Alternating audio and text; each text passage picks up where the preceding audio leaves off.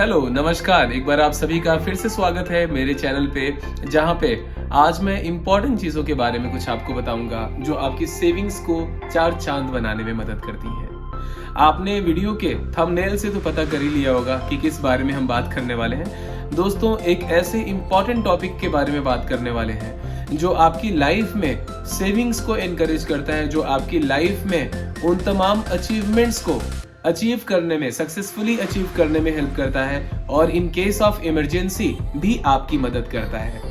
ये जो वीडियो है खास उन लोगों के लिए होने वाली है जिनकी इनकम 15,000 रुपए से ज्यादा और 5 लाख रुपए से कम है। अगर आपकी इनकम इस ग्रिड में आ रही है तो ये परफेक्ट वीडियो आपके लिए होने वाली है। वीडियो को स्किप मत कीजिएगा, आखिरी तक देखिएगा और लाइक और सब्सक्राइब जरूर कर दीजिएगा। तो शुरू करते हैं। ऐसे 5 सक्सेसफुल मंत्रास के बारे में मैं आपको बताने वाला हूं जो आपकी सेविंग्स को एनकरेज करते हैं, जो आपकी लाइफ स्टाइल को पावरफुल बनाते हैं। Before I talk about all those 5 mantras, एक चीज और मैं आप पे बताना चाहूंगा। किताबी नॉलेज यानी बहुत टेक्निकल एस्पेक्ट से हम इन चीजों को नहीं समझेंगे, बहुत प्रैक्टिकल ये वीडियो रहने वाली है। तो दोस्तों, इस वीडियो के आखिरी में आप सभी के लिए एक बोनस पॉइंट भी है जो कि सेविंग से रिलेटेड है, तो वीडियो को आखिरी तक देखना मत भूलिएगा। आइए वीडियो शुरू करते हैं। ये सबसे पहले पॉइंट्स की बात कर लेते हैं, सेल्फ रियलाइजेशन की बात कर लेते हैं। दोस्तों, सेल्फ रियलाइजेशन एक ऐसी चीज है जो आपको लाइफ में काफी आगे बढ़ाती है। मान लीजिए अगर आपकी इनकम 20,000 रुपीज है, इसको आप 2 लाख रुपए भी मान सकते हैं, इसको आप 5 लाख रुपए भी मान सकते हैं। मान लीजिए अगर आपकी इनकम 20,000 रुपए है, तो जनरली क्या होता होगा, आपके जो भी नेसेसरी खर्चे हैं सबसे पहले आप उसमें अपना पैसा डालते होंगे। उसके बाद जो भी आपका पैसा बचता होगा उनको, जो हमारी वांट्स होती हैं, उनमें आप पैसा प्लॉट करते होंगे। उसके बावजूद अब अगर कोई पैसा बचा तो वो आप अपने पास सिंपली रख लेते हैं कि अगर थोड़ा बहुत पैसा घटेगा या बढ़ेगा तो उन दिनों में ये काम आ जाएगा। लेकिन कई बार सेविंग्स हम करना भूल जाते हैं, या फिर अगर होती भी है सेविंग्स तो 5 या 10%। दोस्तों, सेविंग्स का रूल आज से आप चेंज कर लीजिए, क्योंकि अगर आपकी इनकम 20,000 रुपए है तो आप कोशिश कीजिए कि उसका 1/4 पैसा कैसे सेव किया जाए, यानी 25% पैसा कैसे सेव किया जाए। अगर आपकी इनकम 1 लाख रुपए है तो आप ये सोचिए कि आप कैसे 25,000 रुपए सेव कर पाते हैं। दोस्तों, इस 25,000 रुपए को पहले सेव कीजिए और उसके बाद आप 75,000 रुपए को अपनी बाकी जरूरतों में या फिर अपनी वांट्स में आप खर्च कीजिए।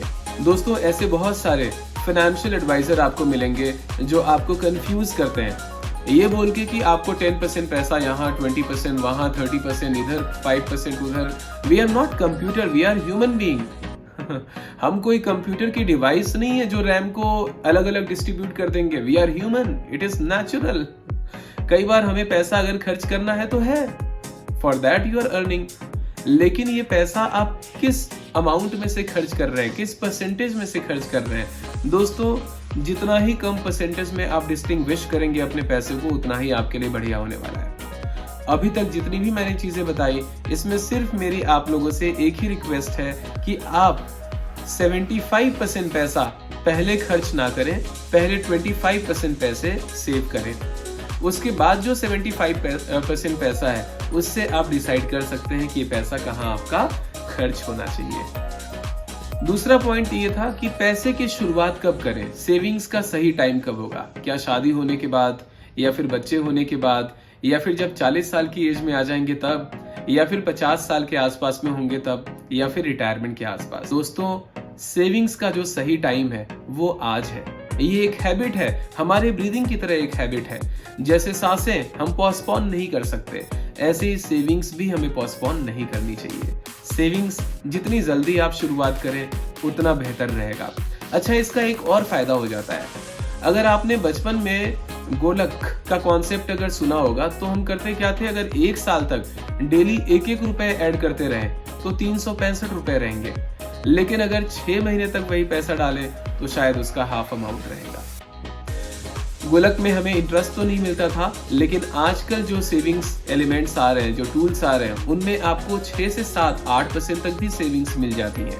दोस्तों, एक कंपाउंडिंग, एक पावर ऑफ कंपाउंड होता है जिसकी वजह से आपका इंटरेस्ट बढ़ बढ़ के आपकी सेविंग्स को काफी ज्यादा इंक्रीज कर देता है। तो सेविंग्स जितना लॉन्ग टर्म तक के लिए करें, जितनी जल्दी इसकी शुरुआत करें, उतना ही बेहतर आपके लिए रहने वाला है, उतना ही ज्यादा आपको नेट अमाउंट मिलेगा विड्रॉल के टाइम पे या फिर मैच्योरिटी के टाइम पे। इस वीडियो में हम तीसरा पॉइंट जो बात करने वाले हैं वो है एनफ मनी इन्वेस्टमेंट की। आपके बच्चे की अगर एजुकेशन 6,000 रुपए महीने के जाते हैं तो आपको 6,000 रुपए उसके लिए पे करना पड़ेगा। अगर 5,000 रुपए है तो शायद वो पैसा कम पड़ जाएगा। ऐसे में आपको बहुत सारा कॉम्प्रोमाइज करना पड़ जाएगा।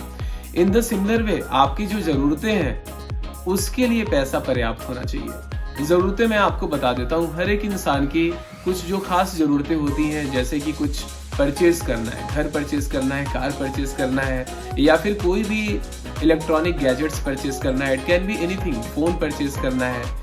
सबसे पहले तो उसके लिए हमें पैसा चाहिए होता है। दूसरा, इमरजेंसीज के लिए पैसा चाहिए होता है। अगर मान लीजिए भगवान न करे आज की डेट में हम फिट एंड फाइन है, लेकिन कल को अगर कुछ ऐसा हो गया जिसकी वजह से हॉस्पिटल जाना पड़ गया, तो आज की डेट में आपको पता है कि हॉस्पिटल बिल्स कितने से शुरू होते हैं।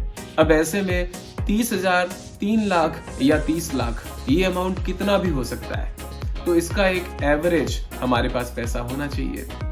तीसरा, अपने रिटायरमेंट के लिए पैसा होना चाहिए। चौथा, बच्चों की एजुकेशन के लिए पैसा होना चाहिए। पांचवा, आपके बच्चों के मैरिज के लिए एक कॉर्पस इकट्ठा होना चाहिए, यानी घर के उस तमाम छोटे मोटे खर्च जो है उसके लिए पैसा होना जरूरी है। दोस्तों, यहाँ पे सिर्फ मैं आपको एक ही बात बोलूंगा, अगर आपकी इनकम ज्यादा है तो आप उसका 40 to 50% पैसा जरूर सेव कीजिए।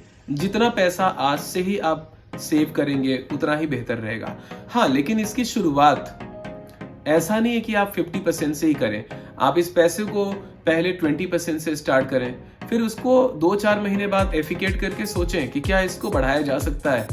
आप उसको बढ़ाने की कोशिश करें, 30% पे ले जाएं, 35% पे लेकर जाएं, 40% पे, 45% पे।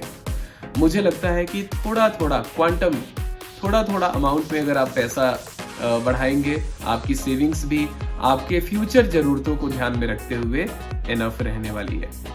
दोस्तों, इस लिस्ट में जो 4th पॉइंट है वो है identify your needs and wants. Needs and wants, इन दोनों में तो आपको फर्क पता ही है। अगर मैं आपसे कुछ सवाल पूछ के ये क्लियर करना चाहूँ तो शायद आप कमेंट बॉक्स में आंसर कर सकते हैं। If I have to ask कि आपके बच्चे की एजुकेशन आपकी नीड है या वांट्स है? आपके घर के जो इमरजेंसी बिल है, क्या वो आपकी नीड है या वांट्स है? तो आपको सबसे पहले तो आपके नीड एंड वांट्स को समझना पड़ेगा, क्योंकि अगर आप अपने उन जरूरतों के बारे में आज नहीं सोचेंगे तो शायद पैसे जब वो जरूरत का टाइम आएगा तो उस टाइम पे आपके पास नहीं होगा। ऐसे में बहुत जरूरी है कि हमारे पास पैसा होना चाहिए। इस लिस्ट में जो 5वां पॉइंट है वो है सेट स्मॉल गोल्स। आपकी लाइफ में एक पैसा सेव करने का गोल होना चाहिए। दोस्तों, ये गोल आपकी कार परचेज करने को होना चाहिए, ये गोल आपके इमरजेंसी के लिए होना चाहिए, ये गोल इन केस ऑफ अगर आप कोई घर परचेज करना चाहते हो उसके लिए होना चाहिए, बाइक परचेज करना चाहते हैं या फिर बच्चे के एजुकेशन के लिए, मैरिज के लिए, किसी फंक्शन के लिए।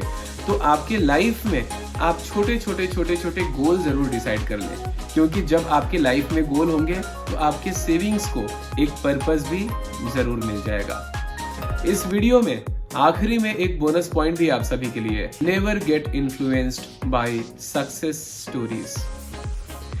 ये मैं इसलिए बोल रहा हूँ दोस्तों, कई बार शेयर मार्केट में हम अपने दोस्तों में या फिर कुछ लोगों को देखकर हम सोचते हैं कि अगर मैंने भी पैसा लगा दिया तो मेरा भी पैसा उनकी तरह ही बढ़ जाएगा। बिटकॉइन में अगर पैसे लगा दिए तो मेरा भी पैसा उनकी तरह ही बढ़ जाएगा, या फिर अगर मैंने अपने पैसे स्टॉक्स में लगा दिए तो मेरा भी पैसा उतनी ही तेजी से ग्रो हो जाएगा, बिजनेस में लगा दिए तो ग्रो हो जाएगा।